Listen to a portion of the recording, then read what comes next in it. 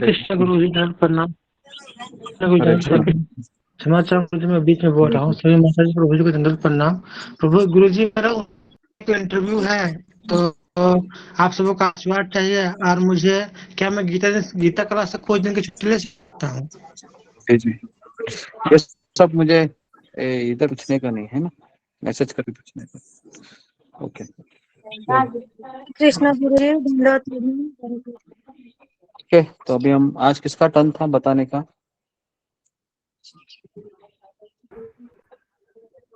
हरे कृष्णा गुरु जी, प्रणाम।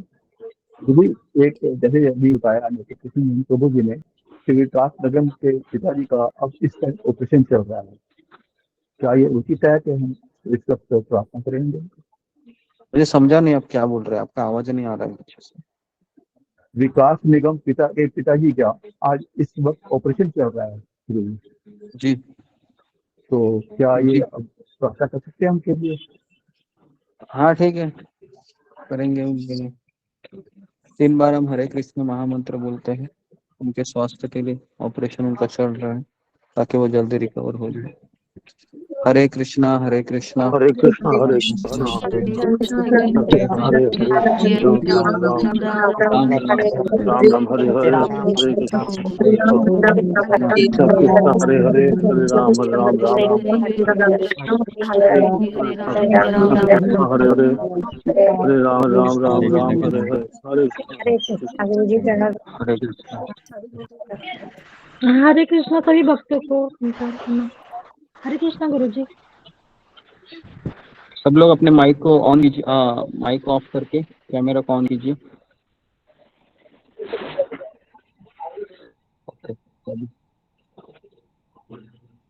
कल हमने चर्चा की थी, तो उसके बारे में कौन बताने वाले हैं आज? कृष्णा बुराई माता जी। हरे कृष्णा गुरु जी शुरुआत को धन्यवाद प्रणाम।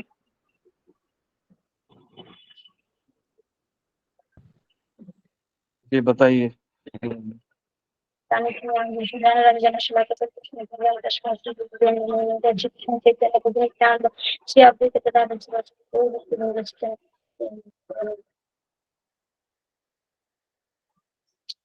कृष्ण गुरु जी, भक्तों का महान गुण के बारे में बताया था। जो हम परो दुख में, जो भक्तों परो दुख में दुखी होता है और परो सुख में सुखी होता है। और हमने भक्तों ने आपको टाइम टेबल के जो जो हमारा गुण है, आप जो जो हमारा कमी है, आप उसके बारे में बताया था। तो 1 नंबर है तो भावुक होना। हम जो कुछ भी हम भक्त लोग भावुक हो जाते हैं, तो इसका बारे में आप एग्जाम्पल दिया था।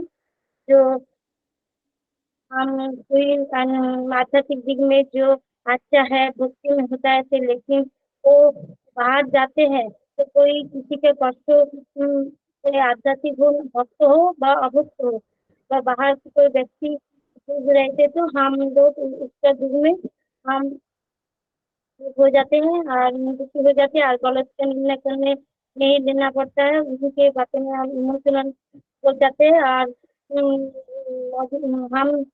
भावुक भावुक हो जाते हैं।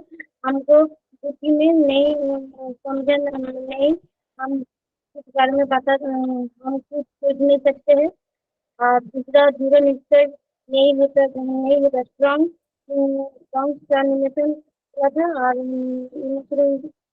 और आपके यहाँ पर आपको आपको आपको संतोष में कमी है। और चौथा, किसी के लिए सोचते हैं जो ज़्यादा बारे में सोचे, किसी भी कोई भी चीज़ में हम ज़्यादा से ज़्यादा सोचते हैं, सोचने से कुछ नहीं लाभ होता है। इसका हम ज़्यादा से ज़्यादा हम भक्तों को दोस्ती करके ये बात विचार करके हमको इससे से हम सीख सकते हैं। और किसी की बारे में ज़्यादा सोचना एक गलत हैबिट होता है हमारा, जो सभी दिग्गज अच्छे नहीं है, गलत है। जो कहा जाता है हम ज़्यादा से ज़्यादा जब हम ज़्यादा सोचते हैं घर के परिवार के बारे में ज़्यादा।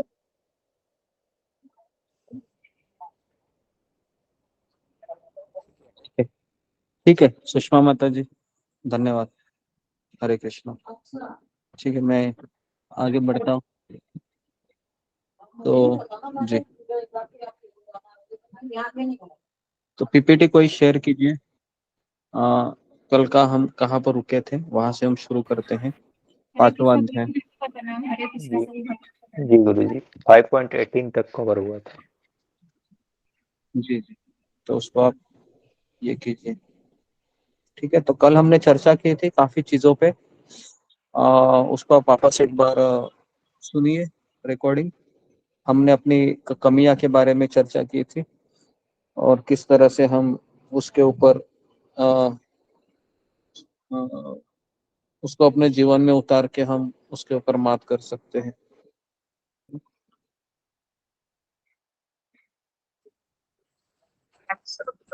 सॉरी। ठीक है, हरे कृष्णा प्रणाम गुरुदेव श्री भक्त गुरुदेव प्रणाम। सब लोग अपने अपने कैमरा को ऑन कीजिए हैं और माइक को ऑफ कीजिए, और जिसका कैमरा ऑफ रहेगा उसको रिमूव किया जाएगा। तो गीता क्लास में कंपलसरी है। ठीक है, ओके। तो ओके, तो कल हमने इसी बात पे हम जोर दे रहे हैं कि अगर हमको सुखी रहना है तो 17वें श्लोक में भगवान श्री कृष्ण है अर्जुन को ये बताना चाहते हैं कि अर्जुन, अगर तुमको आनंद की खोज करनी है या तुमको सुखी भी होना है तो बाहर आनंद मत खोजो। इस संसार में पूरी दुनिया है वह बाहर सुख की तलाश कर रही है। अगर हमको ये भी पता चले ना कि हमारे दुख का कारण ये है कि मैं सुख कहाँ ढूंढ रहा हूँ, मैं सुख बाहर ढूंढ रहा हूँ, अगर इतना भी पता चले ना तो हमारे 90% प्रॉब्लम सॉल्व हो सकते हैं। 90% समझ में आ रहा है आपको? 90% प्रॉब्लम हम सबके सॉल्व हो सकते हैं अगर मुझे इतना समझ में आ जाएगा कि सुख बाहर नहीं है। और अगर आप देखोगे तो जैसे अभी मैं ऋषिकेश में गया था, है ना, उसके बाद फिर मैं जब बद्रीनाथ से मैं देहरादून आ रहा था तो वहां पर गंगा में कई लोग ना ट्रैकिंग करने के लिए आते हैं यहाँ पर, और इतना पैसा देते हैं और इतना वो उनका ग्रुप आता है। मैं यही सोचता हूँ कि ट्रैकिंग करके भी कितना यहाँ पर समस्या है कि अचानक मान लो आप पानी के बहाव में आ गए और अगर आप नीचे गिर गए तो जो परेशानी होगी और जो अनुभव प्राप्त करोगे वो बहुत दुखदायी होगा। तो इस संसार में हम देखते हैं कि खास करके राजस्थान दिल्ली से यहाँ पर लोग आ रहे हैं ट्रैकिंग करने के लिए गंगा में, है ना। तो मैं यहाँ पर पूरा ये जो देहरादून का एरिया है ये सारा उसी चीज के लिए फेमस है। गंगा जी में ट्रैकिंग करने के लिए लोग बाहर आनंद ढूंढ रहे हैं और इसके लिए कितना पैसा खर्चा करते हैं, बहुत पैसा खर्चा करते हैं। तो इसके लिए जो साधु रहता है ना उसको पैसे की आवश्यकता नहीं पड़ती है। क्यों नहीं पड़ती है? क्योंकि उसको पता है कि सुख बाहर नहीं है, सुख कहाँ पर है? सुख अंदर ही तो है, बराबर है। हम बचपन से लेके आज तक हम सुख कहाँ ढूंढ रहे हैं? फिल्में देखने में ढूंढ रहे हैं, मोबाइल देखने में ढूंढ रहे हैं, है ना। और फिर इतना परेशान हो, कभी कभी हम बाहर के व्यक्ति में सुख ढूंढते हैं। एक लड़का रहता है लड़की में सुख ढूंढता है, एक लड़की होती है वो लड़के में सुख ढूंढती है ना। आप पूरी दुनिया देखो, पूरी दुनिया यही कर रही है आजकल, और 90% प्रॉब्लम वहां से ही शुरू होते हैं हमारे। इसके लिए इतना भी पता चले ना कि सुख बाहर नहीं है, सुख मेरे भीतर है। अगर मैं गीता के श्लोकों को केवल पढ़ते रहता हूँ, पढ़ते रहती हूँ 1 घंटा 2 घंटा, तो इतना सुकून आता है ना, वो सुकून बाहर, है ना, बाहर घूमने से भी नहीं आता है। उतना सुकून आता है केवल गीता पढ़ने से या भगवान का नाम जप करने से। अभी मुझे बताओ, गीता पढ़ना और नाम जप करने के लिए पैसे लगते हैं क्या?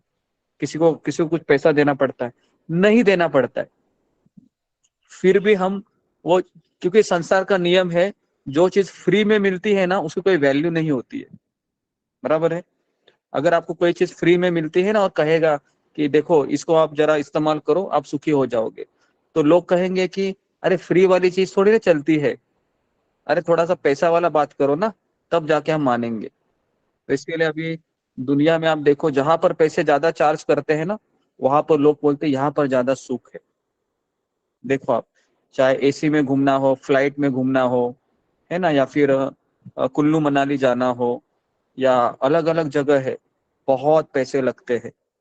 ठीक है, तो इसके लिए ये मैंने इसके लिए ज्यादा हाईलाइट किया, क्योंकि अर्जुन को भगवान श्री कृष्ण यही बता रहे हैं 5वें अध्याय में 17वें श्लोक में कि सुख कहाँ पर है अर्जुन, सुख तुम्हारे पास ही है ना। अभी मैं आपको एक स्टोरी बताता हूँ। एक बार एक गुरु ने, एक शिष्य अपने गुरु के पास आकर कहता है कि गुरुदेव मुझे सुखी होना है, बताइए मैं क्या करूं।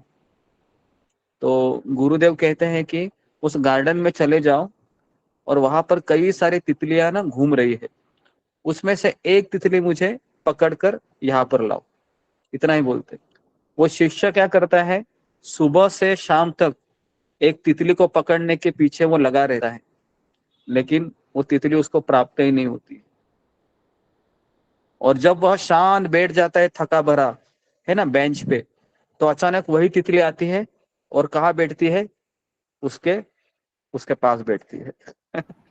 और तुरंत वो पकड़ कर कहता है गुरुदेव ये देखो मैंने प्राप्त की। तो गुरुदेव कहते हैं अभी तुमने इससे क्या सुना, कि क्या तुमने सीखा, कि तुम सुबह से लेकर शाम तक तितली के पीछे दौड़ रहे थे, लेकिन तुम्हें वो प्राप्त नहीं हुई, और जैसे तुम शांत बैठे अचानक वो तितली तुम्हारे पास आ गई। इसका अर्थ क्या है, जितना हम सुख के पीछे दौड़ोगे उतना सुख हमसे आगे आगे भागता रहेगा, और जैसे आपने पीछा करना छोड़ दिया, शांत बैठ गए, वही सुख आपके पास आके बैठे।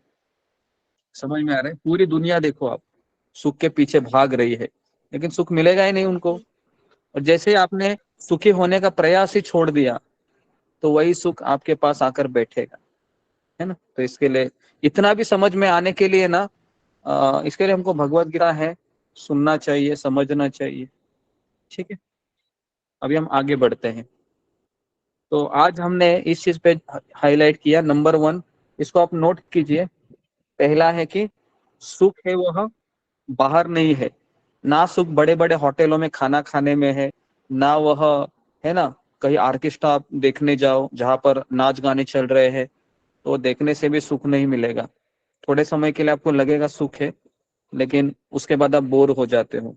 आप कहीं पर भी जाओ, जैसे अभी गर्मियों की छुट्टी चल रही है, तो आप 1 दिन 2 दिन आपको अच्छा लगेगा कहीं पर भी, लेकिन उसके बाद आप, जो बेटे ही बोलते हैं माता पिता को, क्या बोलते हैं, पापा पापा अभी कब हम घर जाएंगे। सुना है आपने ऐसे बोलते हैं कि नहीं? हाँ, वही बोलते हैं कि पापा पापा अभी कितना दिन रहेंगे, चलो अपने घर चलते हैं। आपने, आपका खुद का अनुभव है ये, ऐसा नहीं।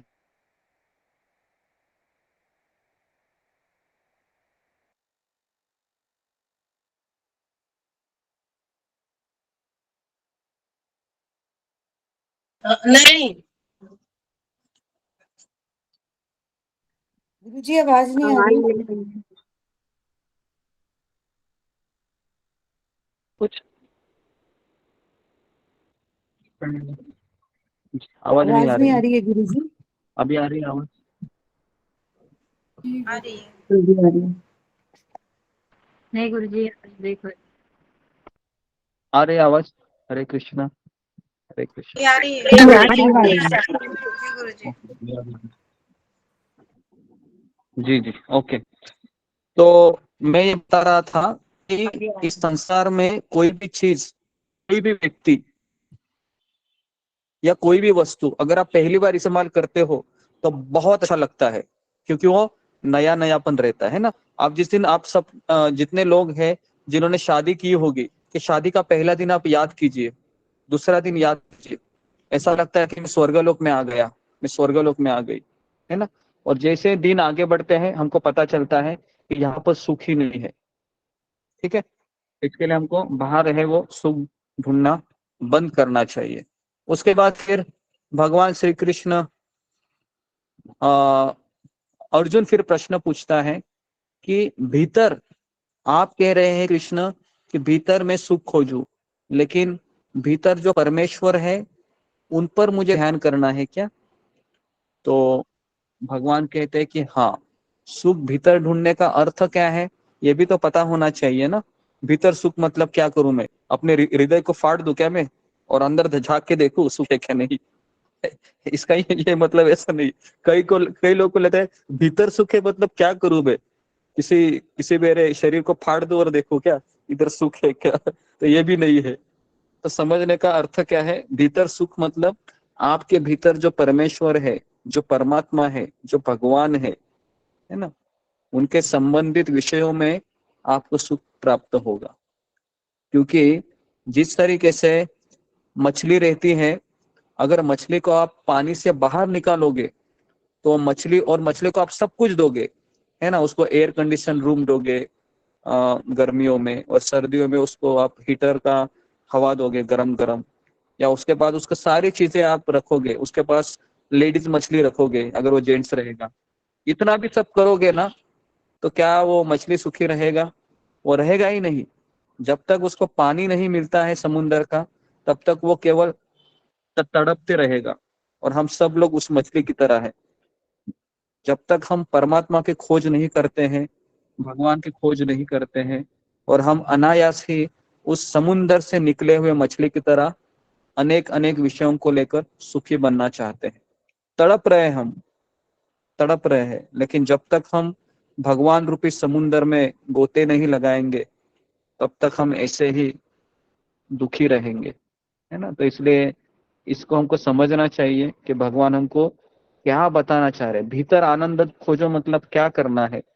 तो हमको उस भगवान जो हमें कहते हैं गीता के माध्यम से, उसको हमको समझना है, बस उतना ही करना है। और अगर आप बाहर देखोगे तो 99% लोग हैं वह बाहर है, बाहर सुख खोज रहे हैं और बहुत दुखी है। और जब व्यक्ति दुखी होता है तो वो क्या करता है? सबसे पहले वह नशा करता है। देखा है आपने कितने लोग सैटरडे नाइट क्यों फेमस है? सैटरडे नाइट पता है फीवर है। अगर आप अमेरिका में जाओगे, यूरोप में जाओगे, तो वहां पर सैटरडे नाइट करके फीवर है। वहां पर लोग मंडे से फ्राइडे में इतने बोर हो जाते हैं, है ना, काम करते करते, तो सैटरडे के दिन वो क्या करते हैं? बहुत एंजॉय करते हैं सैटरडे नाइट। इतना एंजॉय करते हैं कि फिर संडे के दिन वो उठते ही नहीं, फिर मंडे के दिन वापस रूटीन, मंडे से फ्राइडे। तो ऐसे अभी लोगों का हालत हो गया है ना। फिर वो क्या करते हैं? नशा करते हैं, ड्रिंक करते हैं, बियर, दारू, है ना, सिगरेट पीना, बहुत सारी चीजें चलती है ना, इलिजिट सेक्स होता है, बहुत सारी चीजें। जब मैं अमेरिका में गया था, यूरोप अमेरिका में कम से कम मैंने 5 7 8 साल मैंने वहां पर ट्रेवलिंग किया। तो जैसे सैटरडे आता है, हमने स्वयं देखा है पूरे उस दिन पूरी रात को जो दुनिया इतना चमकती है ना, नायलॉन के दिए लगाए जाते हैं, और ऐसा अजीब ही वो दुनिया होती है। सभी लोग एक्टिव हो जाते हैं सैटरडे नाइट में।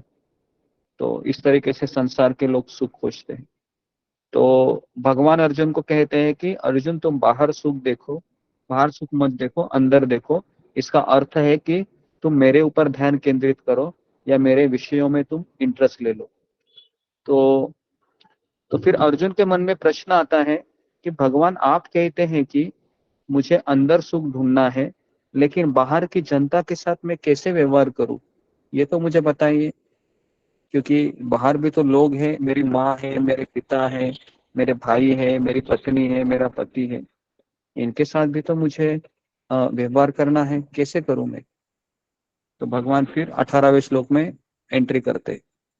तो 18वें श्लोक में कहते हैं, विद्या विनय संपन्ने ब्राह्मणे गविहस्तिनि शुनि चैव स्वपाके च पंडिताः समदर्शिनः।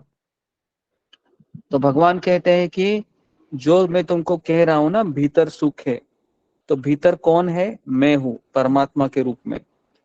और बाहर कौन है? बाहर भी मैं ही हूं। अगर तुम तुम्हारी पत्नी को देखोगे, या कोई स्त्री है, कोई पति को देखोगे, अपने बच्चों को देखोगे, तो हमें क्या समझना चाहिए? ये भगवान श्री कृष्ण के अंश है। हमारा सबसे बड़ा प्रॉब्लम पता है किसमें होता है? कि हम बाहर के रिश्तों को क्या समझ बैठते हैं कि मेरे अपने रिश्तेदार है, और इसलिए वो जब खट्टा बोलते हैं तो हमको कितना दुख लगता है, पता है ना।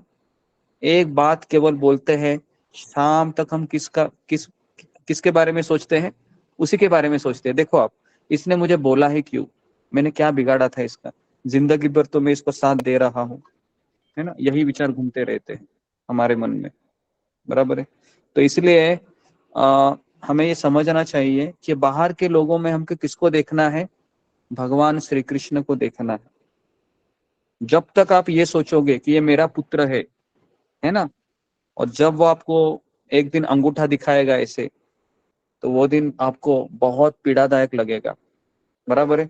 आजकल का इतिहास अगर हम देखें, कोई भी पुत्र अपने माता पिता के साथ नहीं रहा है, बराबर है। वो 12 साल 15 साल 16 17 साल रहेगा आपके साथ, लेकिन बाद में अगर मुश्किल से उसने फोन भी किया ना एक दिन, कैसे हो माता पिता, अच्छे हो, खाना खाया, तो समझने का वो कौन है, वो श्रवण कुमार है वो मेरा श्रवण कुमार है। समझ में आया क्या? क्योंकि उतना भी कोई करता नहीं आज की दुनिया में। इसलिए बुद्धिमान जो भक्त रहता है ना, वो यही समझता है कि मेरा पुत्र है, मतलब भगवान का अंश है, मेरी जिम्मेदारी है, जिम्मेदारी के बाद ये अपना रास्ता देखने ही वाला है। तो इसके लिए वो पहले से तैयार होता है। ये मेरा पति है, भले ये पति है या भले ये पत्नी है, लेकिन इसने भी मेरे साथ शादी किया है, तो इसकी भी कुछ अपेक्षाएं है। ऐसे तो नहीं किया है ना, निस्वार्थ भाव से तो किया नहीं ना, कि चलो मैं शादी कर रहा हूँ, जो तुमको करना है वो करो। ऐसा कोई करता है क्या? ऐसा नहीं होता है ना। तो इसके लिए जो भगवान कह रहे हैं कि विद्या विनय संपन्न, विद्या मतलब भगवत गीता का ज्ञान, और विनयता विनम्रता, और संपन्न मतलब ये उसकी संपदा होती है। एक भक्त की संपदा मतलब अलंकार, गहना। विद्या मतलब ज्ञान, और ज्ञान के साथ हमेशा विनम्रता होनी चाहिए। अगर ज्ञान के साथ अहंकार आता है तो फिर वो ज्ञान शोभा नहीं देता है। आपने देखा है मंदिर में ऐसे ब्राह्मणों को देखा है, वो बहुत गाली गलौज भी करते हैं, कभी बहुत गुस्सा होते हैं। देखा है आपने? अगर आप जाओगे और इतना गुस्सा होते हैं, तो समझ में आता है कि फिर कभी कभी लोगों को गलत फहमी होती है कि ये गीता का ज्ञान लेने से व्यक्ति इतना क्यों गुस्सा होता है, क्यों गुस्सा होता है? क्योंकि ये समझे ही नहीं है कि मुझे गीता के ज्ञान के साथ मेरे में विनम्रता भी होनी चाहिए। और विनम्रता को इस संसार के लोग क्या समझते हैं? डरपोक समझते हैं ना। विनम्रता मतलब ये डरपोक है, और या उसको ये समझते हैं कि ये कमजोर है, बराबर है। कोई विनम्रता दिखाता है तो लोग कहते हैं कमजोर है, ये जिंदगी में कुछ नहीं कर सकता, इसके लिए हाथ जोड़ के खड़ा है मेरे सामने। लेकिन ऐसा नहीं है। इस संसार में अगर हम विनम्रता से एक दिन 2 दिन रहेंगे, है ना, तो सामने वाला व्यक्ति को समझ में आता है कि ये सही में विनम्र व्यक्ति है ना। तो इसके लिए विनम्र व्यक्ति को परीक्षा देने पड़ते हैं, तब जाके लोग उसके ऊपर भरोसा करते हैं। तो इसके लिए इस संसार में विनम्रता को कमजोरी कहा जाता है, और आध्यात्मिक जगत में, वैकुंठ लोक में विनम्रता को सबसे बड़ा गहना माना जाता है ना। इस संसार में अगर किसी के पास पैसा है, ऐश्वर्य है, तो उसको कहा जाता है कि ये बड़ा आदमी है। लेकिन आध्यात्मिक जगत में ऐश्वर्य, पैसा, इसकी कोई कीमत नहीं है, कोई वैल्यू नहीं है। ठीक है, तो अभी हम आगे बढ़ते हैं। तो इस तरीके से हमें फिर पति पत्नी बच्चों में किसको देखना है? उसको देखना है क्या? पति को देखना है क्या? पति को नहीं देखना है, ना बच्चे को देखना है।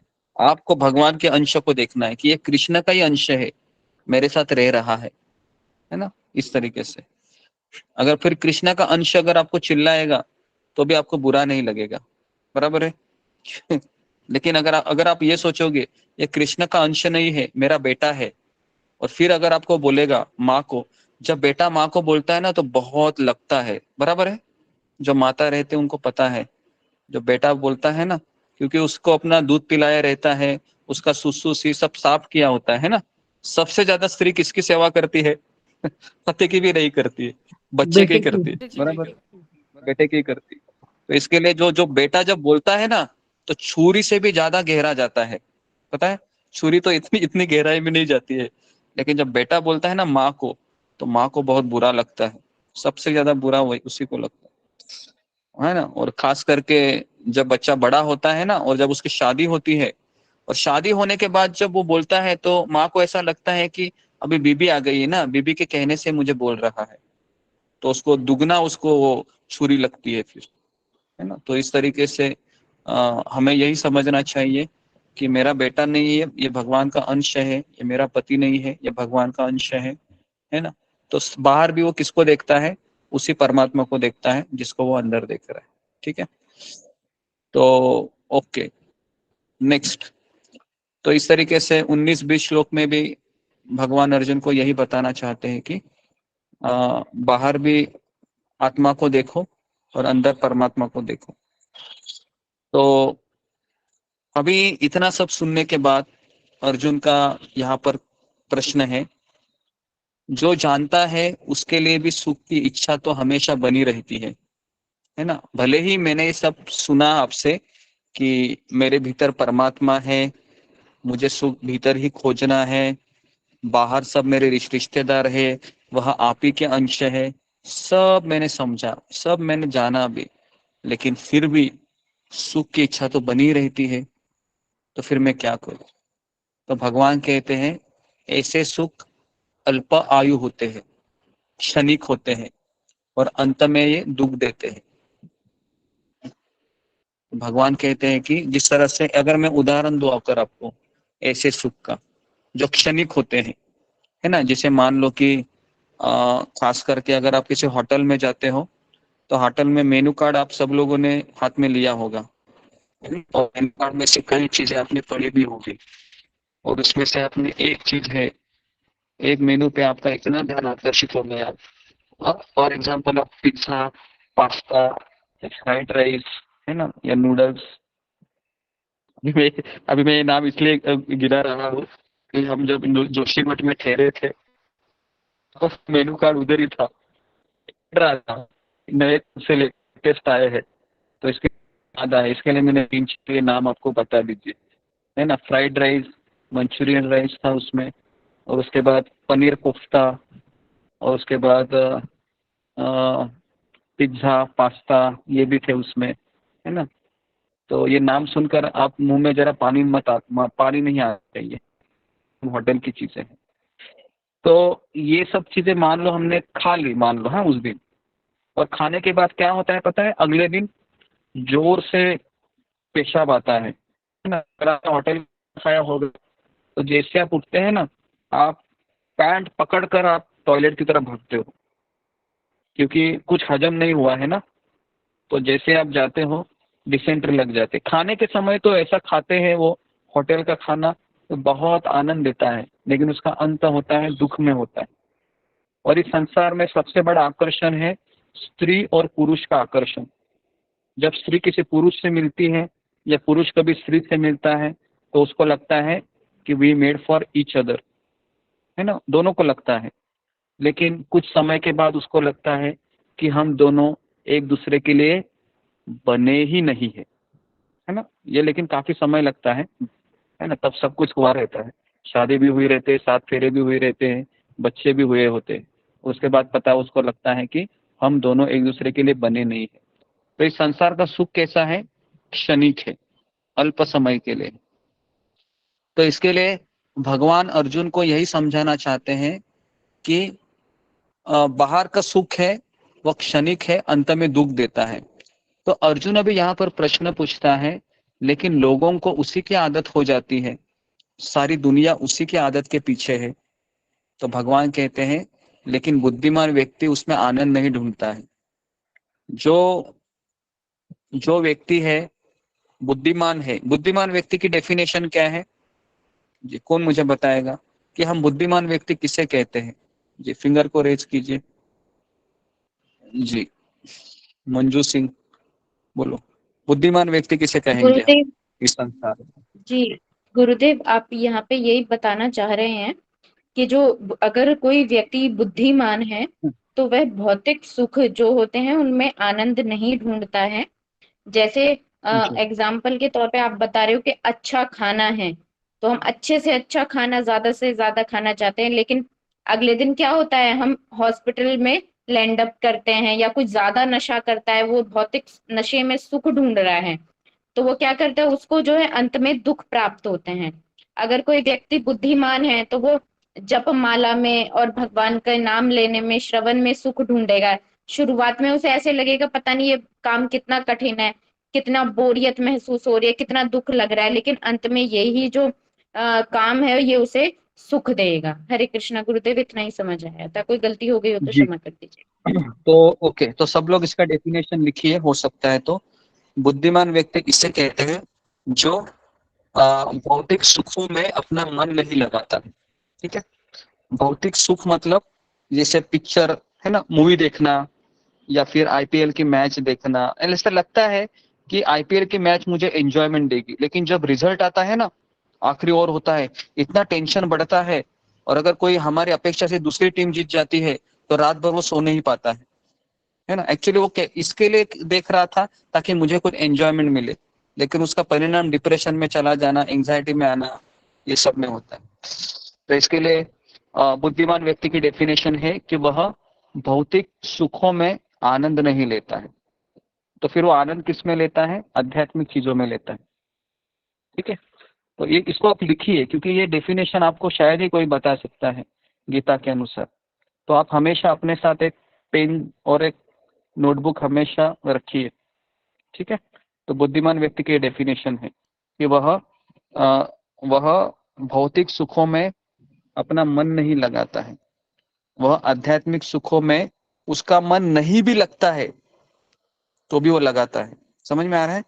कभी कभी हमारा भौतिक सुखों में भी मन नहीं लगता है ना। जैसा मान लो कि अभी मैं आपको कथा सुना रहा हूँ, और अगर 4 बजे के बाद अगर मैंने खींच लिया 5 बजे तक, तो कितने लोग लॉग आउट हो जाएंगे?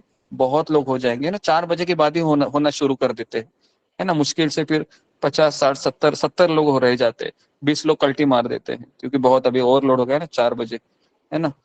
तो इस तरीके से, है ना। वो मैंने एक स्टोरी भी आपको सुनाई थी ना, तुकाराम महाराज की। तुकाराम महाराज ऐसे ही भागवत कथा कर रहे थे, है ना। रात के 10 बज गए, है ना। तो तुकाराम महाराज तो कथा सुनाने में चले जाते थे, और 10 बजे तो देखा कि कुछ 4-5 लोग ही है। 11 बजे देखा एक ही व्यक्ति खड़ा है, बैठा हुआ है। तुकाराम महाराज को इतना आनंद आता है कि तू ही है वो, है ना, भगवान का भगत जिसको मैं खोज रहा था, है ना। लेकिन जब उसको पूछा गया कि भागवत का बताओ कौन सा सेक्शन तुमको अच्छा लगा, तो उसने कहा कि महाराज जी, आप जिस चटाई पे बैठे हैं ना, वो चटाई मेरी है, और मेरी बीबी अगर बिना चटाई लेके अगर मैं चला गया तो मुझे घर में नहीं लेगी। तो आप तो कथा कर रहे थे, लेकिन मैं समझ रहा था कि कभी आपकी कथा खत्म होगी ताकि मैं उस चटाई को लेके घर चला जाऊं, है ना। तो इसलिए इतना आसान नहीं है ना, कौन व्यक्ति किसके लिए बैठा है। बराबर है। हमें तो लगता है कि क्या जबरदस्त आदमी है ना, भागवत का कितना ये रसिक है, लेकिन बहुत कम होते हैं ऐसे जो, है ना, भागवत में आनंद लेते हैं। बेचारा वो आदमी तुकाराम महाराज ने जब सुना तो सोचो उनके ऊपर क्या गुजरी होगी, है ना।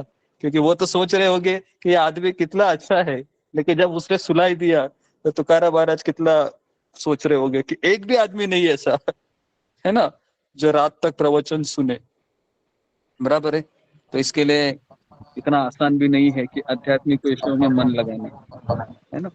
आसान है। गुरुदेव गुरुदेव मैं एक चीज बोलूं, जैसे यहाँ पे हाँ बोलिए। हाँ गुरुदेव, जैसे मेरा यही कहना है कि जैसे सांसारिक चीजें शुरुआत में हमें बहुत आनंद देती है, बहुत अच्छा लगता है, जैसे वो हमें अमृत के समान लगता है, लेकिन वही फिर हमारे लिए जहर बन जाता है, दुख देता है। और जो आध्यात्मिक चीजें हैं, जो भगवान के बारे में हम जो भी करते हैं भगवान से संबंधित, वो शुरू शुरू में हमको जहर की तरह लगता है, शुरू शुरू में हमारा मन नहीं लगता है, लेकिन हाँ बाद में हाँ, हमको धीरे धीरे रस आनंद आने लगता है, अमृत की तरह लगता है। जी तो जी जी, बराबर, वही बराबर चीजें कहा हैं। आपने। Very good. तो देखिए, पहले तो बात है कि जो लोग नए नए ज्वाइन हुए हैं, है ना, 2 दिन 3 दिन से 4 दिन से, तो उनको ऐसा लगेगा मैं इसी की तलाश में था, मैं इसी की तलाश में थी, है ना। आपको लगेगा ऐसे। एंड जैसे ही 15 दिन 20 दिन जाएंगे, आपको वापस बोरिंग लगेगा। आप बोल रहे अरे वही चीज सुन रहे हो कब से, कोई मसालेदार कोई चीज बताओ गुरुजी। यही आप बोरिंग क्या, वही सुन लिया ना अभी, भगवत गीता का अर्जुन भी सुन लिया, कृष्ण भी सुन लिया, है ना, सब सुन लिया। अभी कोई जरा है ना रोचक मसालेदार कथा करो जरा।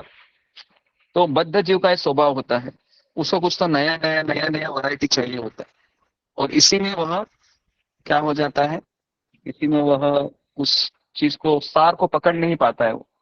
बराबर है। अभी मान लो मैंने कल का रिकॉर्डिंग, कल का विषय अगर मैं 1 हफ्ता खींचूं, 1 हफ्ता, हाँ केवल, है ना, कल की वो बुरी आदत है और अच्छी, उसी के ऊपर बोलूं, तो आप बोलोगे, आपका फीडबैक आने लगेगा, है ना, कि गुरुजी अभी नया श्लोक भी तो है ना, कृष्ण ने 700 श्लोक बोला है, आप उसी के ऊपर अटके हुए हैं। अरे जरा आगे बढ़ो जरा, है ना, कुछ तो दूसरा भी तो सुनना है हमें। तो ये हमारा स्वभाव है ना, हम एक ही चीज के ऊपर ज्यादा कॉन्सेंट्रेट नहीं कर पाते, हमें वैरायटी चाहिए रहते है ना। खाने में भी अगर मैं आपको दूं दाल राइस खा लो 1 हफ्ता, आप खा पाओगे क्या? आप बोलोगे नहीं नहीं, दाल राइस मत भाई, जरा कुछ तो मंचूरियन हो जाए, है ना, पनीर पकौड़ा ये सारे नए नए नाम हमको याद आएंगे। तो ये हमारा प्रॉब्लम है। बद्ध जीव का सबसे बड़ा प्रॉब्लम क्या है कि उसको वैरायटी चाहिए, रोज नया नया चीज चाहिए, है ना, नया कपड़ा हो फिर, है ना, बराबर। जितना आप वैरायटी ढूंढोगे ना, उतना आप बोर होने वाले हो और उतना आप दुखी होने वाले हो। इसके लिए साधु संत देखो वैरायटी नहीं ढूंढते हैं, वो उसी में वह खुश होते हैं। ठीक है, ओके, तो आगे बढ़ते हैं अभी। तो भगवान श्री कृष्ण कहते हैं कि बुद्धिमान व्यक्ति वो है जो आत्मा में आनंद ढूंढता है, इस भौतिक सुखों में आनंद नहीं ये ढूंढता। स्लाइड दिखाई नहीं दे रही है प्रभु जी। हाँ कृष्ण मोहन प्रभु, स्लाइड चली गई।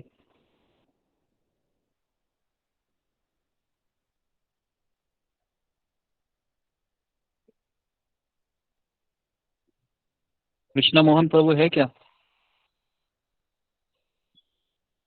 चले गए वो भी है, ठीक है, ओके। तो यहाँ पर आप देख सकते हो, फिर अर्जुन कृष्ण को प्रश्न पूछते हैं कि लेकिन आप तो कह रहे हैं कि भौतिक सुख है वह निंदनीय होता है, लेकिन भौतिक सुख बहुत आकर्षक होता है, बहुत आकर्षक होता है। अगर आपने देखा होगा, जब आप अगर होंगे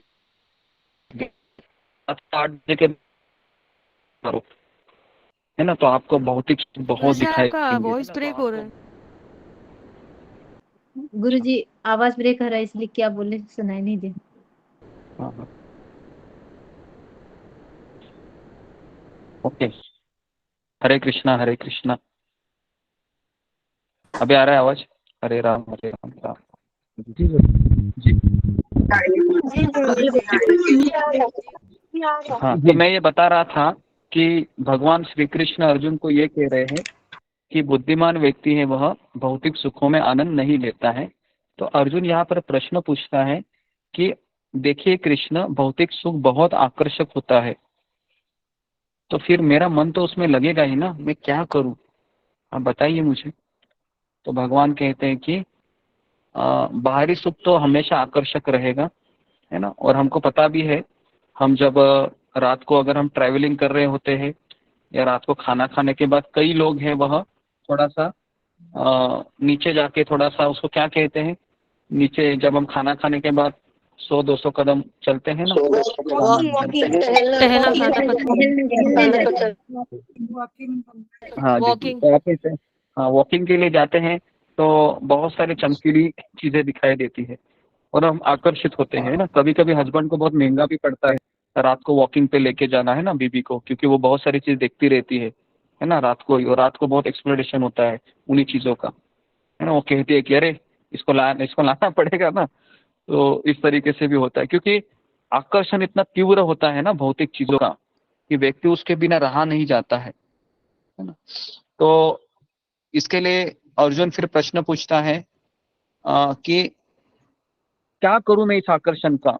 तो भगवान क्या कहते हैं, इसको सहन करो। लिखिए, अगर मैं आकर्षित होता हूं किसी चीज के लिए तो मुझे क्या करना चाहिए?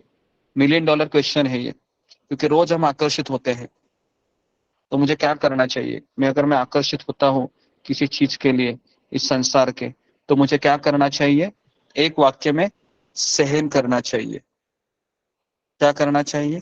सहन करना चाहिए। स्वीकार करना चाहिए, सहन करना चाहिए। हाँ, सहन करना चाहिए उसको, ठीक है, सहन करना चाहिए, सहन करो उसको, ठीक है, सहन करो। तो अभी यहाँ पर सवाल है अर्जुन का लेकिन मैं सवाल कब तक करूं कृष्ण, ये तो बताइए। तो अभी और थोड़ा सा आपको अजीब उत्तर मिलेगा। भगवान कहते हैं कब तक सहन करो, आजीवन। अभी आप बोलोगे अरे बाप रे, ये तो बहुत ही मुश्किल लग रहा है। एक तो मुझे आकर्षक कोई लड़का दिखा या मुझे लड़की दिखी, तो मुझे क्या करना है, उसको सहन करना है। और ये भी कब तक करना है, आजीवन करना है आजीवन। है ना। तो इसका मतलब क्या है, मतलब मुझे रोज अपने मन को मारना है ना। कई लोग कहते हैं ये मन को क्यों मारते हो, जो हृदय में आता है उसको एंजॉय करो ना। पता है कई लोग ऐसे बोलते हैं तुम लोग केवल माला लेके बैठ जाते हो, अपने मन को मारते हो। जरा बाहर देखो, दुनिया कितना एकदम रंगोली दुनिया है, बहुत लोग एंजॉय कर रहे हैं। तुम बेचारा फ्रूट सैलेड खा के रहता है ना, बोलता भी कुछ नहीं है, हमेशा ये हरे कृष्ण मंत्र जपता रहता है। अरे दुनिया देखो जरा, बाहर जरा जाओ, चलो चलो नहीं तो मेरे साथ, है ना। मुझे याद है कि मैं जब जहाज में माला करता था ना, तो कई लोग मुझे बोलते थे चलो मेरे साथ होटल चलो, मैं तुमको दुनिया के चार चौन में दिखा देता हूँ, है ना। लेकिन मैं कभी उनके साथ गया नहीं क्योंकि मुझे पता है मैं जाऊंगा तो बहुत बड़ी समस्या हो जाएगी। तो इसके लिए ऐसे लोग आपको बहुत मिलेंगे जो कहेंगे जरा दुनिया का मजा ले लो, है ना। हम उनको यही कहते हैं अरे भाई हम दुनिया का मजा लेने के बाद ही ये गीता पढ़ रहे हैं, है ना। हम क्या उनको उत्तर देते हैं, हम दुनिया का मजा लेने के बाद ही तो पढ़ रहे हैं। ऐसा मत सोचो हमने मजा नहीं लिया, सब मजा करके यहाँ पर आए हैं, है ना। सारा फ्लेवर चख के आए हैं, वेनिला स्ट्रॉबेरी, कितने फ्लेवर है दुनिया के, सारे फ्लेवर चख के हम यहाँ पर आए हैं। तो इसके लिए आप ये मुझे मत बताओ, है ना। मुझे पता है ये करने से क्या होता है। तो आप अपने जो ये जो राय है ना, खूबसूरत राय, ये अपने पास ही रखो ये हमें नहीं चाहिए, हमें कृष्ण की राय चाहिए, ठीक है।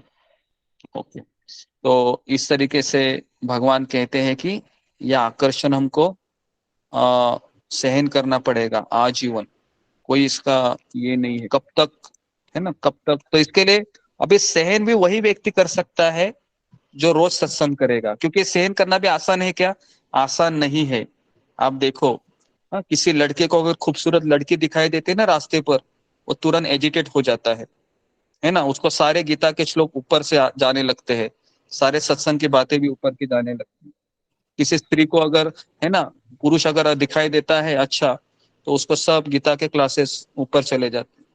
तो इसके लिए इसको सहन भी वही व्यक्ति कर सकेगा जो रोज सत्संग में आकर रोज सुनता है ना, रोज सुनता है, रोज वो समझता है। तो इसके लिए अगर आपको पता होगा कि रोज हमको अपने आप को मोटिवेट रखने के लिए कुछ चीजों को हमको रोज सुनना चाहिए, पॉजिटिव चीजें। क्योंकि अगर आप अपने को स्वस्थ रखने के लिए अगर आप प्रयास नहीं करेंगे तो दुर्गंधी अपने आप ही अंदर चली जाती है। क्योंकि संसार में केवल आप दोनों कान आप खुले रखो, क्या अंदर जाने वाला है, कोई अच्छी चीज जाने वाली है क्या, क्या लगता है आपको। मुझे नहीं लगता कोई अच्छी चीज जाने वाली है ना, नहीं सब कूड़ा बिल्कुल। कचरा ही जाएगा अंदर। और इतना दिमाग खराब होता है ना फिर, और बोलते कि ये किन लोगों के साथ मैं रह रहा हूँ, रोज वही बातें, वो रोज वही लोग, है ना। तो इसके लिए हमको रोज हमको सत्संग करना चाहिए, है ना। और जो व्यक्ति एक दिन भी सत्संग में नहीं आएगा, 2 दिन भी नहीं आएगा, तो मैं गारंटेड है, मैं लिख के देता हूँ, वह व्यक्ति अपने स्टैंडर्ड को मेंटेन नहीं कर पाएगा, वो फिसल ही जाएगा। भले उसने सुना है ना, फिर भी फिसल जाएगा। वो ऐसा कोई कदम उठाएगा जो उसको नहीं उठाना चाहिए, और बाद में वो पछतावा करेगा। और पछतावा करने के बाद अगले दिन वो सत्संग में आएगा एकदम ऐसा, और सबको प्रणाम करेगा फिर, पता है सबको प्रणाम करेगा, क्योंकि उसको पता है कल बहुत मार खा के मैं आया हूँ, अगले दिन लॉग इन किया हूँ, है ना। ऐसे होता है, बहुत लोगों के साथ होता है ऐसे, है ना। 1-2 दिन ऐसे हमको मार मिलती है माया से, ये बेहाल होके हम अगले दिन लॉग इन करते हैं, और फिर हमको विनम्रता फिर अपने आप ही आती है, बराबर ना। विनम्रता अपने आप आती है, फिर हमको पता चलता है ना मैं कौन हूं करके। तो इस तरीके से भगवान कहते हैं वही व्यक्ति सहन कर सकता है जो भीतर से प्रसन्न रहता है। तो इसके लिए जब तक हम अपने आप को, आप अपने आप को केवल सवाल पूछिए, एक सवाल कि मुझे दिन भर में सुखी रहने के लिए कितनी बाहर की चीजों को मैं इस्तेमाल करता हूँ? ये सवाल आप लिखिए आज, ये आपका होमवर्क रहेगा कि मैं पूरे दिन भर में या रात में सुखी होने के लिए या अपना मनोरंजन करने के लिए मैं बाहर के कितने व्यक्तियों के ऊपर या कितने साधनों के ऊपर डिपेंड करता हूँ, है ना? तो आपको समझ में आएगा कि मैं सही में योगी हूँ या फिर मैं भी बाहर के व्यक्ति की तरह हूँ। ठीक है, और इसमें आप ये भी लिखिए कि मैं कब कब मोबाइल को हाथ में लेती हूँ या लेता हूँ, और कब कब मैं फेसबुक में, इंस्टाग्राम में, ट्विटर में होके आ जाता हूँ, कितनी बार, वो भी सब लिखिए। ठीक है, फिर आपको समझ में आएगा कि मैं योगी हूँ या मैं परम योगी हूँ। समझ में आया? मैं कितना बड़ा योगी हूँ ये समझ में आएगा। ठीक है, तो ये चीज आपको करनी है। ओके, तो क्योंकि गुरु जी मैं इसलिए दूसरा सवाल जो आपने बोला। जी, तो मैंने यही पूछा था अभी कि हमारा दिन भर में हम जो कितनी बाहर की चीजों पे हम मनोरंजन या सुखी होने के लिए निर्भर हुआ करते हैं, तो उसका लिस्ट आपको लिखना है। उस व्यक्ति के नाम भी लिखने हैं, चाहे आपके पड़ोसी भी हो सकते हैं, रिश्तेदार भी हो सकते हैं, या आपकी बहन हो सकती है। कभी कभी शादी होने के बाद एक बहन का दूसरे बहन के साथ भी रोज कम्युनिकेशन होता है, पता है? खाने में क्या किया तुमने, उसके ऊपर, और है ना, पति का आज क्या हाल, ये हाल है।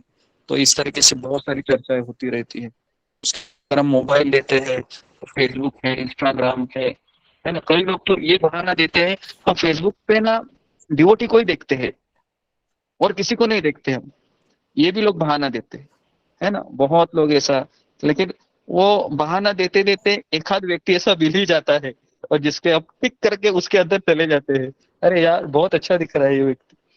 ऐसा भी होता है, ऐसा होता है, मुझे पता है ना, क्योंकि फेसबुक हमने भी इस्तेमाल किए हैं, ट्विटर भी, सब होता करके है हम गुरु आपको जी, कई पढ़ा रहे बहुत हैं। बार होता है। हाँ, बहुत बार होता है ना। एक आध साइड में हम ऐसे चले ही जाते हैं तो नहीं जाना चाहिए। एक आध व्यक्ति को हम ऐड फ्रेंड करके क्लिक कर ही लेते हैं, सोच लेते हैं फ्रेंडशिप करके देखते हैं क्या होता है ना, शायद डीओटी भी निकल जाए। तो हम डीओटी का बहाना देके ना बहुत इंद्रिय तृप्ति करते हैं, बहुत। हमको ऐसा लगता है कि हम डीओटी का ही क्लिक क्लिक करते हैं, लेकिन फिर अजीब अजीब पोस्टर भी डिवोटीज के दिखाई देते हैं फेसबुक पे, है ना। फिर आपको लगता है अरे ये लोग तो इतना बढ़िया एंजॉयमेंट कर रहे हैं, भक्ति भी कर रहे हैं, एंजॉय भी कर रहे हैं, तो मैं ही शायद गलत हूँ। तो ये सवाल भी आने लगते हैं। तो इसके लिए, है ना, ये सारी चीजें आपको कौन बताएगा नहीं, लेकिन इसके लिए कम से कम हमको गैजेट का इस्तेमाल करना चाहिए। ये सब आप लिस्ट लिखिए, ठीक है। और कल मैं किसी को भी बताऊंगा कि आपने मुझे भेजा क्या, नहीं तो मैं आपको ही पढ़ने को कहूंगा, ठीक है। आप में से किसी को भी आप बिना शर्मिंदे से पढ़ लीजिए, क्योंकि यहाँ पर सब अपने ही लोग हैं, है ना। कोई यहाँ पर ऐसा नहीं कि आपका कोई पड़ोसी है जो आपको रोज देखेगा, ऐसा भी कोई है नहीं। सब कोई साउथ साउथ इंडिया से है, कोई नॉर्थ इंडिया से है, और कोई मुझे ये भी पता नहीं कि कहाँ से है, बस लॉग इन करके आते हैं, है ना। तो इसके लिए चिंता करने की भी कोई आवश्यकता नहीं। ओके, तो ओके, तो इस तरीके से 27 श्लोक में भगवान कहते हैं कि आपने मुझे इतना सब बताया है कृष्ण सुख के लिए, अभी मुझे बताइए ये सुख कैसे संभव है, कैसे मैं इसको प्राप्त करूं।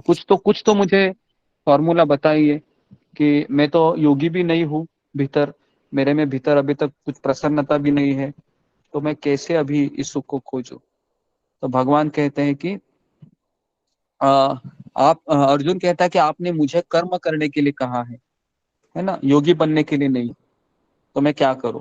तो भगवान कहते हैं कि सच्चा योगी यही वही है, भगवान कहते हैं, जो ये जान लेता है कि मैं सभी का मित्र हूं, दूसरा है कि मैं सबका स्वामी हूं, और तीसरा है मैं ही एंजॉयर हूं, तुम नहीं। तो इस संसार में अगर एंजॉय करने वाला कोई व्यक्ति है वो एक ही है, वो है भगवान श्री कृष्ण, और किसी को इस संसार में एंजॉय करने का अधिकार नहीं। और आप अपने आप को आप सवाल पूछिए कि बचपन से लेके अभी तक मैंने जितनी बार एंजॉय करना चाहा, मेरे जीवन में केवल दुख ही आया है। अगर आप उसका भी लिस्ट बनाइए आप, है ना। और एक तीसरा सवाल है, दूसरा सवाल है, ये भी आप होमवर्क पे ले लीजिए कि बचपन से लेके जवानी तक या अभी तक मैंने कितनी बार एंजॉय करने का अटेम्प्ट किया और कितनी बार मुझे भुगतना पड़ा या कितनी बार मुझे निराशा मिली। ये सब आप लिस्ट बनाइए, क्योंकि इससे ही आप सीखने वाले हैं। ये जब तक आप नहीं करेंगे होमवर्क, तब तक आपको पता ही नहीं चलेगा कि मैं कहाँ पर रॉन्ग हूँ। ठीक है, तो ये दूसरा सवाल है। और हो सकता है तो आप इसको, जो जो मैं बता रहा हूँ उसको लिखिए, है ना, एक नोटबुक बनाइए और वो नोटबुक आप छिपा के रखिए, है ना, नहीं तो सबको अगर पता चलेगा तो और भी गड़बड़ हो जाएगी। ओके, है ना। तो इस तरीके से ये भगवान श्री कृष्ण कहते हैं कि इस संसार में अगर सुखी होना है तो 3 चीजें हमको समझना है। पहला कि मैं सभी का मित्र हूँ, दूसरा मैं सबका स्वामी हूँ, और तीसरा मैं परम भोक्ता हूँ। ठीक है, तो इस तरीके से हमारा ये 6वां अध्याय है, वह 5वां अध्याय है, पूरा हो गया, है ना। तो यहाँ पर आज हमने 2 से 3 विषयों पे चर्चा की कि सबसे बड़ी चर्चा हमारी ये हुई कि सुख कहाँ पर है, कहाँ पर सुख है। सुख हमारे अपने भीतर है, भीतर है। ठीक है, और उसके बाद आज तक मैंने सुख को ढूंढने के लिए कहाँ कहाँ पर मैं गया हूँ, गई हूँ, है ना। आप कॉलेज के कुछ किस्से हैं लिख सकते हैं। हर एक का कॉलेज में अनुभव तो एक रहता ही है, बराबर है, खास करके 11th स्टैंडर्ड में और 12th स्टैंडर्ड में, है ना। 2 साल हमारे इतने वो भयानक होते हैं, है ना। FY जैसी और SY जैसी, या FY BCom, SY BCom या FY BSc, है ना। तो इस तरीके से तो उस 2 साल में हमको इतनी बार हम अटेम्प्ट करते हैं कि कॉलेज बंक करते हैं। किया है, कितने लोगों ने कॉलेज बंक करके एंजॉय किया है? तो सबने किया होगा। ऐसा कोई भी यहाँ पर सज्जन व्यक्ति नहीं रहेगा जो सारे क्लासेस, है ना, एकदम अटेम्प्ट करके कहीं पर कॉलेज पे गया है। तो हर एक व्यक्ति है ना, वह एंजॉयमेंट ढूंढता है, कॉलेज बंक करके चला जाता है ना। और कितनी बार ऐसा है कि आपने झूठ बोलकर, आपने इसका बहाना लेकर आप कुछ समय के लिए बाहर चले गए, ये भी किया होगा, है ना। किसी ने आपको बुलाया होगा, चलो चलो हम शॉपिंग करने के लिए जाते हैं, और अगर आपने कहा होगा अभी मैं क्या बहाना करूं, कुछ बहाना आपको याद आया होगा, फिर आप बहाना किसी को बोला होगा, है ना, ये भी हुआ होगा। तो इन नंबर्स ऑफ एग्जाम्पल है, अगर आप अपने आप को सोचोगे तो कितनी बार मैंने एंजॉय करने का प्रयास किया और कितनी बार फिर मुझे डांट पड़ी, और कितनी बार मेरे और आप हमेशा आप याद की जब जब आपने बहाना मारा है ना, तो आप हमेशा भयभीत होके गए होंगे, है ना। आप आप एक्चुअली रियल में एंजॉय ही नहीं कर पाते हो वो मोमेंट, क्योंकि आपने पता है कि मैंने झूठ बोला है। पकड़ा गई तो कहा के नहीं रहोगी, या पकड़ा गया तो फिर प्रॉब्लम होगा। तो इसके लिए उस बहाने में भी कुछ हमको दुखी मिलता है। ठीक है, तो यहाँ पर मैं रुकता हूँ। तो ठीक है, तो अगर तो आज हमने किस किस चीजों में चर्चा की, तो ये थोड़ा सा मुझे कोई अगर बताएगा तो मैं उसका आभारी रहूंगा।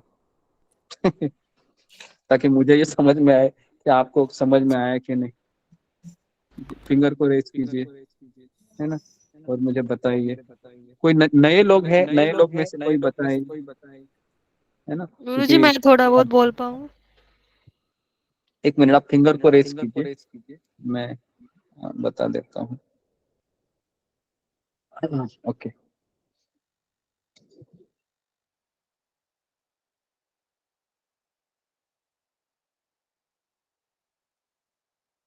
जी, नए लोगों में से मैं इनको प्रियंका कुमारी, आप बोलना ट्राई कीजिए। आज हमने क्या सुना? हरे कृष्णा गुरु जी। जी, मेरी आवाज जा रही है? हाँ आ रही बोलिए। हमें ये आज आपने ये बताया कि हम लोग को अपने अंदर ही सुख ढूंढना चाहिए, बाहर की दुनिया में सुख नहीं है, ये आप पहला पॉइंट बताए। फिर आपने ये बोले कि अर्जुन ने 5वें अध्याय में बताया कि अर्जुन बाहर की दुनिया भले आकर्षित है लेकिन वो सिर्फ भटकाने वाली है, वो अंदर में अपना ये सुख ढूंढो और आध्यात्मिक और आत्मा से परमात्मा में ही सुख ढूंढो। आपने गुरु जी ये बताए। फिर उसके बाद अर्जुन कहते हैं कि कृष्णा सुख कहते हैं कि भीतर सुख है। कृष्णा कहते हैं कि अर्जुन अपने अंदर आत्मा और परमात्मा में ही सुख ढूंढे। फिर आपने बताया कि बाहर के रिश्ते को आपने समझाते हैं, लेकिन हम यह समझना चाहिए कि वो भगवान के अंश है, वो अपना रिश्ते में अपना नहीं है, भगवान के ही अंश होते हैं। गुरु जी आपने ये बताया। और दृष्टि को बिना चाहिए, विनम्रता कुंठ में गहना माना है। और बुद्धि की वही है गुरु जी जो भक्तों में जीवन में पर आध्यात्मिक जीवन में इतना ही बता। अगर मेरे से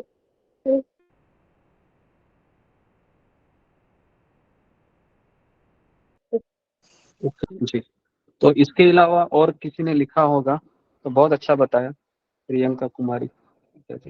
ओके, तो इसके बाद और कोई नए व्यक्ति हैं जो बताना चाहेंगे, क्योंकि काफी नए लोग ज्वाइन किए हैं, तो कोई नए लोगों में से अगर कोई, ठीक है। उसके बाद जी, ओके, रेखा बंडाले बोलो। हरे कृष्णा गुरुजी, दंडवत प्रणाम। मैं फर्स्ट टाइम ट्राई कर रही हूँ, तो कुछ गलती हो गई हो तो आप मुझे माफ कर दीजिएगा। जी जी गुरुजी, आपने बताया आज के भगवत गीता के चैप्टर 5 में कि सुख बाहर नहीं है, अपितु हमारे अंदर ही है। मतलब हम सुख को बाहर खोजने का ट्राई करते हैं बट फेल ही होते हैं। बुद्धिमान व्यक्ति उसे ही कहते हैं जो भौतिक सुखों में अपना मन नहीं लगाता, आध्यात्मिक चीजों में अपना मन लगाता है। और बुद्धिमान व्यक्ति वही होता है जो आकर्षण को सहन करता है। आकर्षण को हमें सहन करने आना चाहिए। और आपने ये भी बताया कि उसे आजीवन सहन करना चाहिए। तो ये मैंने सबसे बड़ा पॉइंट सीखा आज। और रोज सत्संग में आना भी चाहिए। और आपने क्वेश्चन भी दिया था कि मैं पूरे दिन भर में सुखी रहने के लिए कितने व्यक्तियों के ऊपर निर्भर रहती हूँ या फिर कितने गैजेट्स के ऊपर। इस पे आपने इंस्टा और फेसबुक का भी एग्जांपल दिया। और आपने ये बताया कि एक ही एंजॉयर है, मतलब एक ही परम भोक्ता है, वो है श्री कृष्ण। वो ही परम भोक्ता है क्योंकि वो ही इस सृष्टि के मालिक है। और दूसरा क्वेश्चन भी आपने दिया कि बचपन से लेके जवानी तक मैंने कितनी बार मजाक मतलब भोग करने की कोशिश की, उसमें मुझे कितनी बार सुख मिला। गुरुजी, मैं इतना ही लिख पाई, इतना ही समझ पाई। ठीक है, अच्छा प्रयास किया। ओके, इसके अलावा हाँ और कोई नए व्यक्ति में से, ठीक है जी, विशाल इगावे बोलो। आपने अपने लेक्चर में बताया कि सुख हमें अपने अंदर ढूंढना चाहिए। इसके लिए आपने एक उदाहरण दिया, एक गुरु और शिष्य का, जो किले का उदाहरण था कि शिष्य ने गुरु को पूछा कि मुझे सुख चाहिए तो मैं कहाँ जाऊँ। तो गुरु ने उससे बताया कि तुम्हें सुख चाहिए तो जाओ अंदर बगीचे जो गार्डन है वहाँ पे जाइए। तो वहाँ पे वो एक तितली से मोहित हो जाता है। तो वो तितली बहुत उसे सुंदर लगती है, तो उसे पकड़ना चाहता है। पर वो जैसे उसके पीछे भागता है तो तितली उसके आगे आगे भागती रहती है, उसके हाथ में नहीं। आखिर में थक कर वो नीचे बैठ जाता है। तो जैसे वो नीचे बैठ जाता है तब हारने के बाद फिर बैठ जाता है, मेरे हाथ में नहीं आने वाली है। तो वो तितली अपने आप उसके पास आके बैठ जाती है। वैसे ही हमें हमारा सुख रहता है, जैसे हम सुख के पीछे भागते रहते हैं तो सुख हमसे दूर दूर जाता है। और जब जैसे ही हम उसके पीछे नहीं भागते तो सुख अपने आप अपने हमारे पास आ जाता है। ये एक उदाहरण दिया था। और दूसरा आपने एक उदाहरण दिया था कि हम सुख अपने रिश्ते नाते में ढूंढते हैं। जैसे कि हमारे बच्चे, पिता, माता, हमारी वाइफ, हमारे पति, इन लोगों के साथ हम रिश्ते नाते जोड़कर उनसे अपेक्षाएं करते रहते हैं। हम उन रिश्ते नाते की इतने पीछे भागते हैं कि उनके पीछे हम सुख देखते रहते हैं कि ये हमें सुख देते हैं।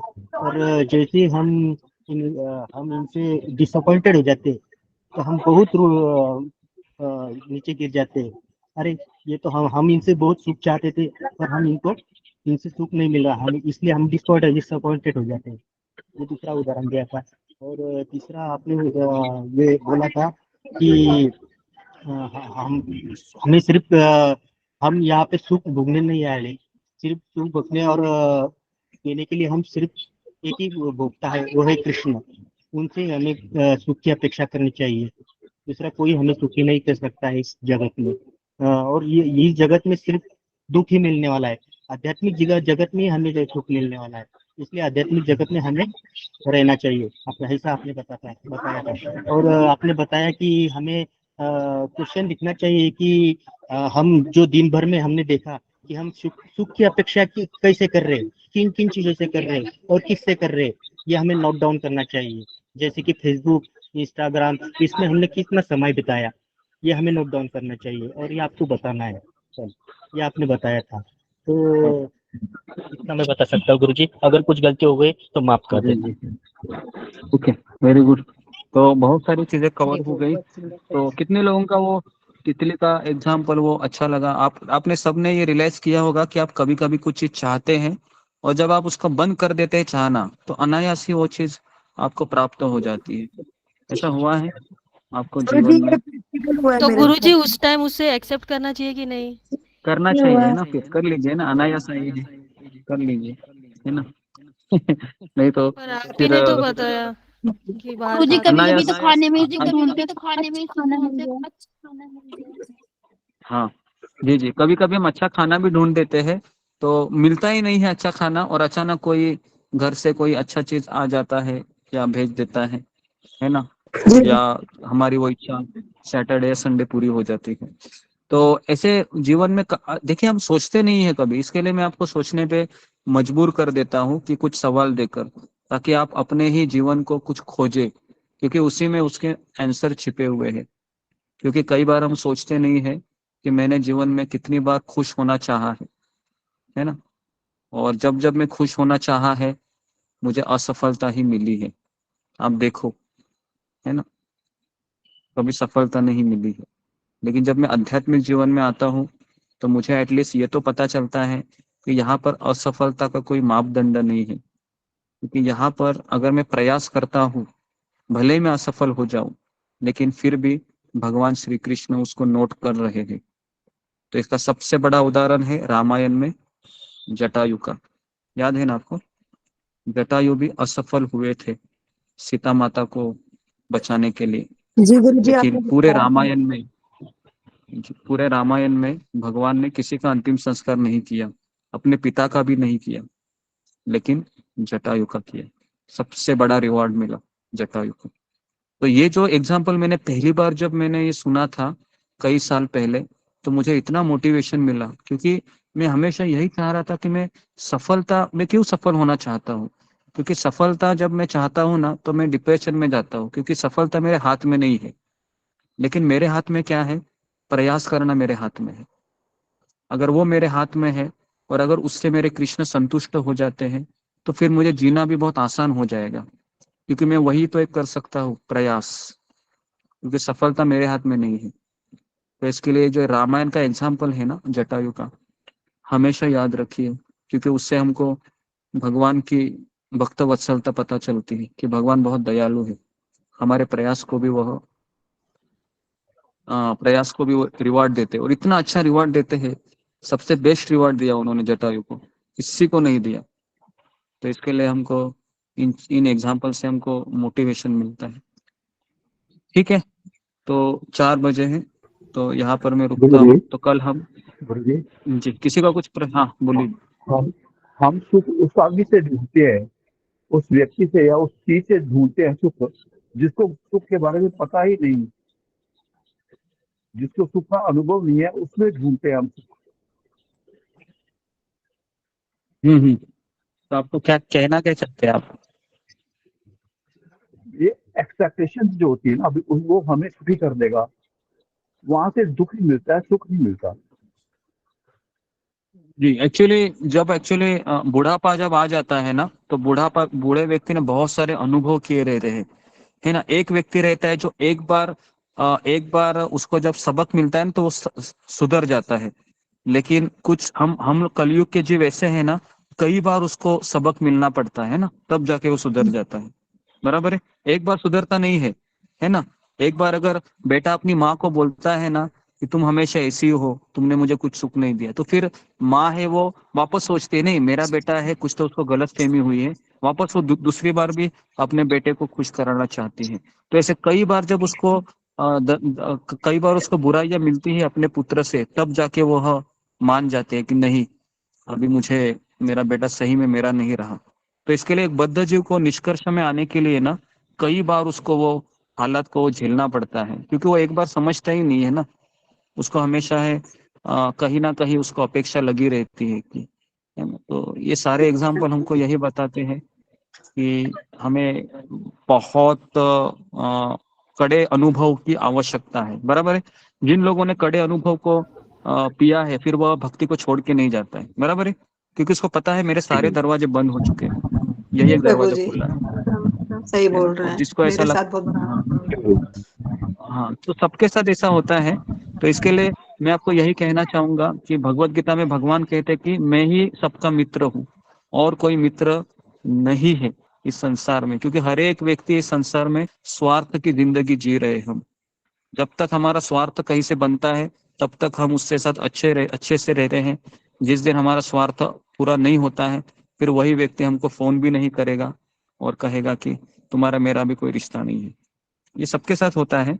और जब ये कटु अनुभव झेल कर वो अध्यात्म की ओर आता है ना, तो फिर वो उसको छोड़ के नहीं जाता है, क्योंकि उसको पता है मैं जाऊंगा तो कहाँ जाऊंगा, क्योंकि सारे रास्ते बंद है भाई, यही रास्ता खुला है ना। तो इस तरीके से हम अपने आप को अध्यात्म में लगाए रख सकते हैं। हरे ठीक है। कृष्ण गुरु जी। हरे कृष्ण गुरु जी, एक बात कहनी थी, जैसे कि हम बचपन से ही ये श्लोक पढ़ते आ रहे हैं, जानते हैं, जैसे तुम्हें वो माता च पिता तुम्हें वो बंधु सखा सुने, ये सब जब हम जानते थे, पर इसकी गहराइयां हम नहीं जानते थे। पर तब सब लोग पास में थे, तब भाई पास था, पिता पास थे, सब पास में थे, तब हम इस श्लोक का मतलब ही नहीं जानते थे। और जब सब अभी दूर हैं, कोई लगाव नहीं है, तब इसका मतलब अब जाके समझ में आया कि हाँ। और आपने भी कहा था कि जैसे कि हम रक्षाबंधन मेरा भाई करते हैं, पर जब हम विपदा में होते हैं, प्रॉब्लम में होते हैं, क्या वो भाई वो अपनी जगह छोड़कर तुरंत हमें बचाने आ सकता है? नहीं आ सकता, सिर्फ कृष्ण ही आता है। तभी हमको पता चला कि हाँ, सच्ची में कृष्ण ही हमारे भाई हैं, वही हमारे पिता हैं, सब कुछ है। और इस बात के लिए भी आपको बहुत बहुत धन्यवाद प्रभु जी, इसकी गहराई हमको नहीं पता था और आपसे हमको ये मालूम पड़ा। धन्यवाद गुरु जी। हरे कृष्ण जी, लेकिन फिर भी आप घर में मुस्कुराइए, है ना जी। घर में सब भी मुस्कुराइए आप हमेशा, भले ये पता है घर में सैड मत रहिए, नहीं तो और प्रॉब्लम हो जाएगा। आप ये सब कटु अनुभव झेलने के बाद भी हमको मुस्कुराना है, ये बहुत कठिन है ना। क्या लगता है आपको कि सबसे कठिन अनुभव आने के बाद भी उनके सामने मुस्कुराते रहना है, ये इतना आसान नहीं है। तो इसके लिए भगवान कहते हैं इसको आजीवन सहन करना पड़ेगा, और कोई रास्ता भी तो नहीं है ना। गुरु जितना जी, हमारा दिमाग हिल जाता है, तो कितना भी सहन करो ना फिर भी दिमाग हिल जाता है पागल की तरह। नहीं, तो इसी के लिए पहले सत्संग में आना, सुबह के जपा में आना चाहिए रेगुलर। वही व्यक्ति सहन कर सकता है जो सुबह जल्दी उठकर माला करने के लिए आता है। इसके लिए हमने 4 बजे का सत्संग भी रखा है, सुबह 4 बजे, है ना। तो इसके लिए वही लोग आ पाते हैं उस सत्संग में जिसको ये सहन करने की शक्ति चाहिए, क्योंकि सहन करने की शक्ति है वह ब्रह्म मुहूर्त में ही मिलेगी, सुबह के जपा में, क्योंकि उसी में वो शक्ति है। नहीं तो हम कितना भी पढ़े, हम सहन नहीं कर पाते उस चीज को, भले हमने सुना है बार बार। तो इसके लिए आप सुबह आ जाइए, तभी ये हो सकता है, नहीं तो ये थोड़ा सा कठिन भी हो सकता है। ठीक है, तो यहाँ पर मैं रुकता हूँ। ओके, सबका बहुत बहुत धन्यवाद। आप सबका आ रहे हैं, सुन रहे हैं, समझ रहे हैं, लिख रहे हैं, है ना। तो एटलीस्ट हम एक स्टेप भगवान की ओर आगे निकल रहे हैं। ठीक है, गुरु जी नाच ओके। हरे कृष्णा हरे कृष्णा कृष्ण कृष्ण हरे हरे हरे कृष्णा हरे कृष्ण हरे हरे हरे राम हरे राम राम गुरु जी हरि भक्तों को हरे कृष्ण दंडवत तू भी बात दंड प्रणाम माता जी दंड प्रणाम दंडवत प्रणाम हरे कृष्ण दंडवत प्रणाम हरे कृष्ण दंडवत प्रणाम हरे कृष्णा। हरे कृष्ण